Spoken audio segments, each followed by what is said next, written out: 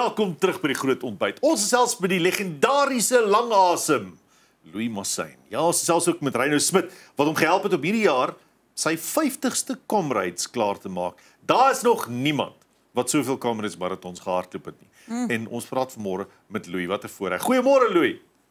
Goeiemôre. Dis heerlik om jou te gesels môre. Reino, vir jou ook. Ons moet praat oor hoe julle twee saam die Comrades gehardloop het, maar eerstens Reino, kom ons praat eers met Louis. Louis, toe jy hierdie jaar vir die 50ste keer oor die lyn hardloop aan die einde van die Comrades, wat was die eerste ding waaraan jy gedink het, of die eerste persoon waaraan jy gedink het? Goeiemôre, baie dankie vir die geleentheid. En dit was absoluut 'n ongelooflike gevoel om te dink. Die geskiedkundige oomblik in die geskiedenis van Comrades om te dink, so 300-400 meter van die wegspring af, van die eindpunt af, toe begin ons besef, toe ek Reino so aan sy arm gegryp en vir hom net gesê, hier sou maat, net vir hom geknik en gesê, wat is besig om te gebeur? Dit was absoluut 'n ongelooflike gevoel en jy kan dit vir niemand beskryf nie. Ongelooflik gewees. Louis, hoe vergelyk dit met die heel eerste keer wat jy die Comrades gedoen het? Wanneer was dit? Op watter ouderdom? En ek wil graag weet, hoe dink jy het die kultuur van die Comrades verander sedert daai eerste keer tot nou? Ja, 1973 daai foto geneem by die halfpadmerk om te dink, die wedloop het gegroei van 1000 atlete, dit was eerste jaar in 1973, daar 1000 atlete die wedloop voltooi het binne die afsnytyd. En hier was ons nou vir jaar, ongelooflik, meer as 18.000 atlete wat die wedloop voltooi het. Die wedloop het net doodeenvoudig, it is the world's greatest ultramarathon, en vir my om deel te wees van die geskiedenis van Comrades, dit is werklik waar, ongelooflik. Daai tyd kon jy net opdaag en jou naam invul en jy kon wegtrek. Daar was nie allerlei administrasie en dies meer nie. Maar wat was jou voorbereiding op die ouderdom van 22 toe jy besluit het, nou gaan ek die Comrades die eerste keer doen? Wat was die voorbereiding daai tyd? Ja, die verste wat ek gehardloop het, was 35 km. Dit was my long run gewees. Ja. En die verste die meeste wat ek geoefen het, was seker so 600 km vir daai wedloop. En ek het net geweet, ek moet van Pietermaritzburg af Durban toe hardloop en ek gaan dit te voet doen. Was nie 'n motor nie. Ja, dit was. En hoeveel kilos het jy toe hierdie jaar gehardloop ter voorbereiding van jou 50ste Comrades? Wel, van Januarie af tot en met Comrades het ek net so onder die 1000 km gedoen en ja. In vergelyking met 35 in 1973. En Reino, hoeveel van hierdie kilos hardloop jy dan nou saam in voorbereiding?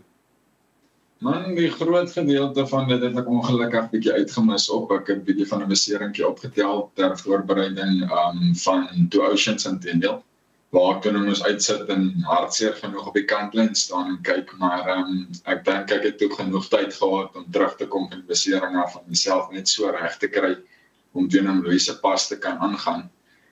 So dit het maar bietjie druk op die situasie gesit en ideaal so ons bietjie meer saam wou geoefen het. Soos wat ons beplan het, maar op die einde van die dag het ons deurgetrek wat ons moes gedoen het en bietjie vasbyt gevat, maar ons is daar. Dit help altyd as jy 'n wingman het wat langs jou hardloop om jou deur so 'n wedloop te help, maar sê vir my, hoe bestuur jy en Louis, spesifiek nou van jou kant af, hoe help jy vir Louis om daai hele pas te bestuur, soos wat jy moet begin, en die teikens wat jy moet tref, en die tye wat jy moet maak, en dit wat jy in die tank het, hoe praat julle baie met mekaar tydens die wedloop, hoe werk dit? Ja, ons het bietjie strategie probeer bespreek voor die tyd, maar die mense wat nou Comrades voltooi het sal weet, dit is baie maar 'n geval van op die dag. Jy kan so goed beplan, maar jou reaksie op die dag bepaal maar hoe jy gaan reageer. En ons hoofmikpunt was om halfpad te wees teen so 5,5 ure, wat ons wel goed in geslaag het. En om baie eerlik te wees, ek en die dominee daar van Bethlehem moes mooi sommetjies maak hier na die einde toe, om seker te maak as genoeg tyd oor.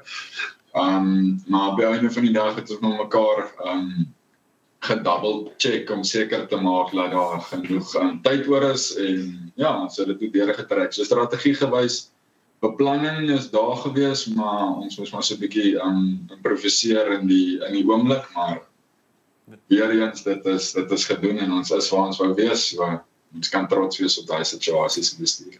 Ja, nee, dit was nie 'n maklike 50ste nie, net daai laaste stukkie. Mens kan sien ook jy moes jou lyf gepush het, Louis, om daar te kan uitkom.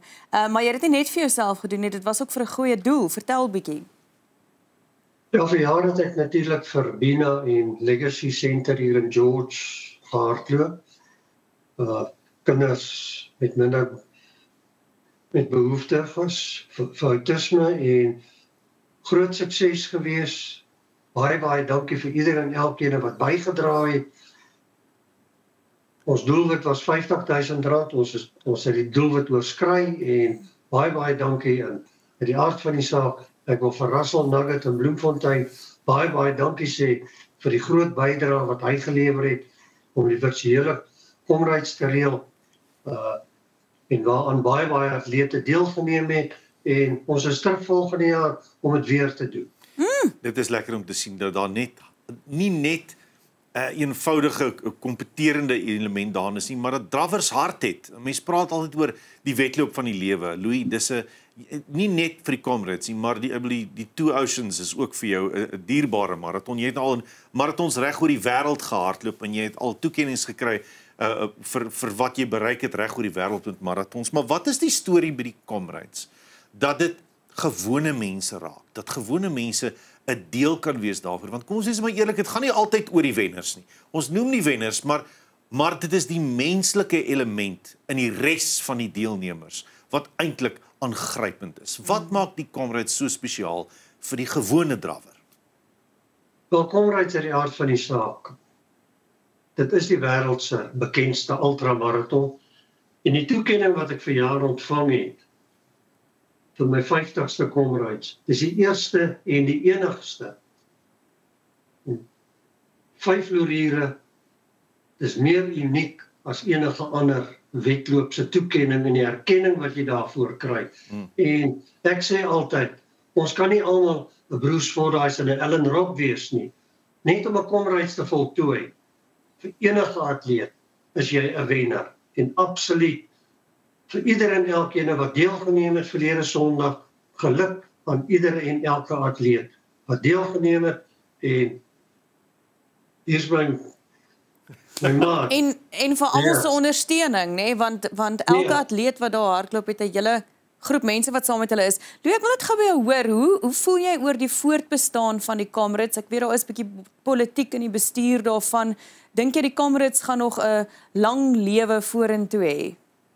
Nee, verseker. Ek is absoluut oortuig daarvan. Ek dink die probleme is uitgesorteer en die bestuur wat huidiglik daar is, het ons verseker. Comrades sal vir die volgende 99 jaar voortbestaan. En ek sien uit om volgende jaar en natuurlik die 100ste Comrades in 2027 te kan deelneem. Dis my doel, my einddoelwit vir Comrades in die stadium. Sure. Louis, dit is wonderlik om jou te gesels. Baie dankie dat jy en Reino vanmôre tyd geneem het om ons te kuier. En weer eens baie geluk, 50 Comrades marathon voltooi. Dit sit nie in elke man se broekie, dis net in jou broek blykbaar. Maar baie dankie vir jou moeite en dat jy ons kon gesels môre. Ons is baie trots op jou. Baie dankie vir die geleentheid. En ek sê altyd, rekords is daar om verbeter te word, maar nie die eerste ene nie. Ek is die eerste een wat 50 voltooi. Sy daai net kan 'n mens vat. Nou ja, baie dankie vir Reino Smit wat saam met Louis gehardloop het en natuurlik Louis Massyn vanmôre wie ons kon gesels.